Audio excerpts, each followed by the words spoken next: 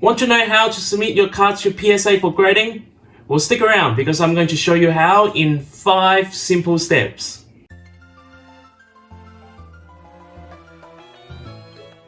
Hey guys, what's good? It's Thursday here from P4C. Hope you're all well, and more importantly, hope you guys are staying safe and healthy. Today we are doing something a little bit different because it is time to step up my collection game. That's right, if you haven't seen our latest video, we actually picked up 15 awesome cards and submitted them for PSA for grading.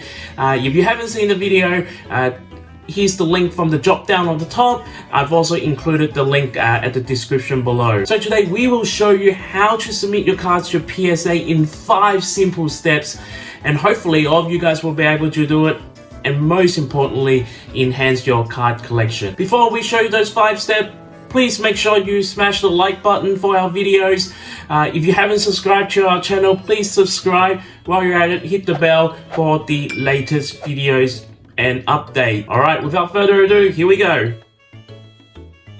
Step number 1, in order to get your cards graded by PSA, you need to jump on their website and actually open up an account. Now, in order to do that, click on the sign up button up on the top, which will bring you to a page where you will need to input your information in order to open up an account. Now, you can see here, you can also have the option to upgrade to the PSA Collectors Club with 2 options, one being the Gold membership, that is $149, and the other one is the Platinum membership, that is $249. Now, I'm not sponsored by PSA, but in terms of a personal preference, I would encourage, if you're serious about getting your cards graded and serious about being a collector, you would want to get either one of these membership. Reason number 1 is that if you are not a PSA Collectors Club member, the economy submission is around $20 per card. But if you join the Platinum membership, which is $249, it comes with 15 card submission. If you do the math, this is around $16 or $17 per card. Reason number 2, along with your Platinum membership or Gold membership, you unlock the ability to send in bulk submission as well. Now, as you can see in the front page, PSA also runs quarterly grading specials. The one we have here is from 1st of May 2020 to 30th of June 2020, where they're offering a discount for bulk submission for baseball card, football cards, and Pokemon cards. Again, bulk submission are normally around $9 to $10 per card, and as you can see here, they're offering $7.50 per card with a 25 card minimum. So this is a great deal to have. Last but not least, having either the Gold or Platinum membership, it does provide you a 1-year subscription to the Sports Market Report as well. This is a great read. As it comes out, it gives you insights to what's happening in the market with regards to sports card, as well as some trading cards such as Yu-Gi-Oh and Pokemon. Step number 2 is to check your cards. Now, after you open up an account with PSA, it is time to pick your cards for submission. We went through this in our last video on what are some of the criteria when it comes to picking your cards and checking your cards. Here I've got a Electro Jungle set. It's actually an error card because you can see here it doesn't have the symbol. I'm going to use this card as an example just to quickly go through what are we checking on in terms of the card. So first of all, we need to check on the edges. So you can see this card, if I put it up close, you can see the silvering up the top. So that's a big no-no when it comes to submitting cards, because you're definitely not going to get a perfect grade there. And then we're going to check the centering as well. So in terms of looking from far, the centering actually looks pretty good on this one, so it's not too bad. And then we'll check the back, because when I put my hand along the side, you can see some of the whitening that are happening on the edges as well. You can see the edges here, got a bit of whitening as well, so might not be ideal when it comes to submitting for PSA. And then last but not least, you might not be able to see it here, and actually some of the scratches that are on the holographics as well. So the extra tip here is I would highly recommend you guys to invest in a desk lamp with a magnifying glass. It would really help to look at the card in more detail. Step number 3 is to protect your cards. So continuing to use our electrode here as an example, you can already see that I've got a protective sleeve here, also known as penny sleeve, as the first layer of protection. Now PSA does require people to use these card saver ones for any grading submission for Pokemon cards. These are pretty hard to find at the moment. I'm guessing that a lot of people are submitting their cards for grading, especially in Asia, so I had to go through great lengths to get these.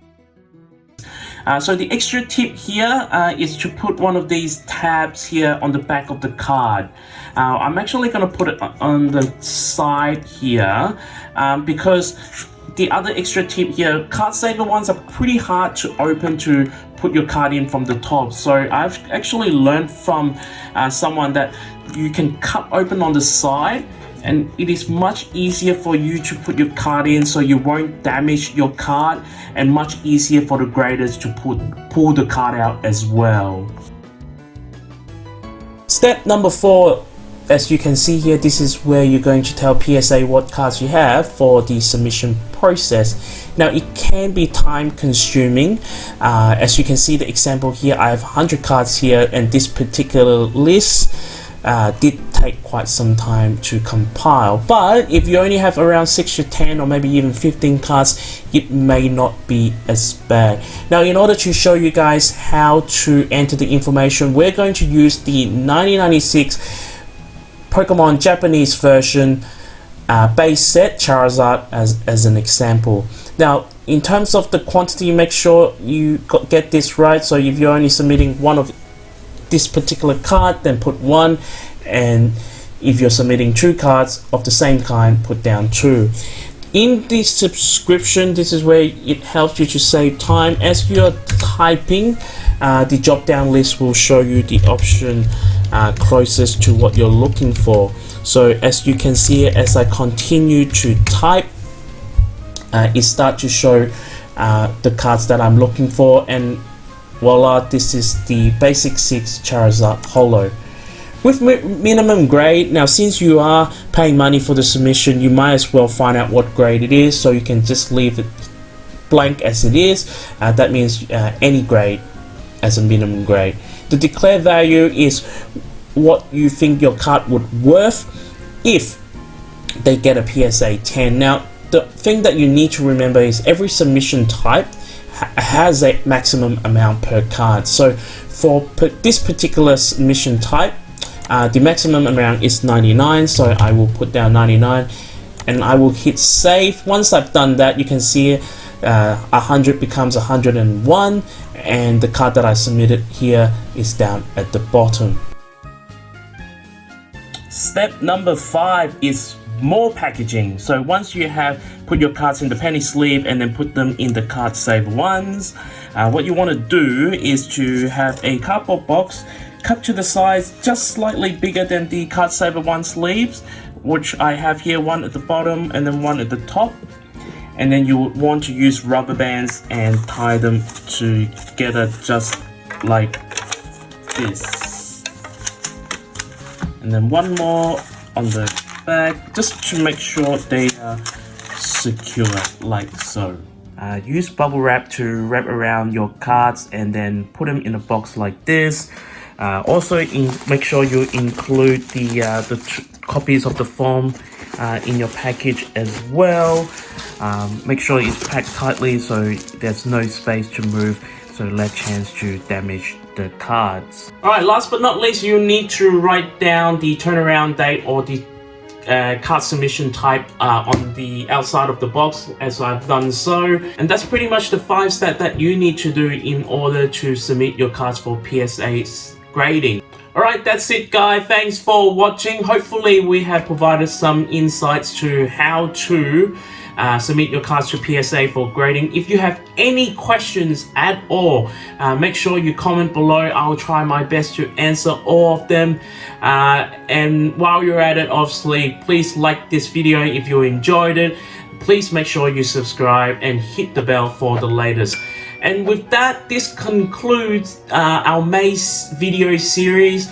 It's been great fun, but we've got better things, better challenges to come in June. Like I mentioned in my live stream, we're definitely upping our content game here in June. So be sure to look out for anywhere from 2 to 3 videos being uploaded per week. All because of this community want to see more, and I wanted to do more for you guys. Until next time, guys, cheers and see you guys in June.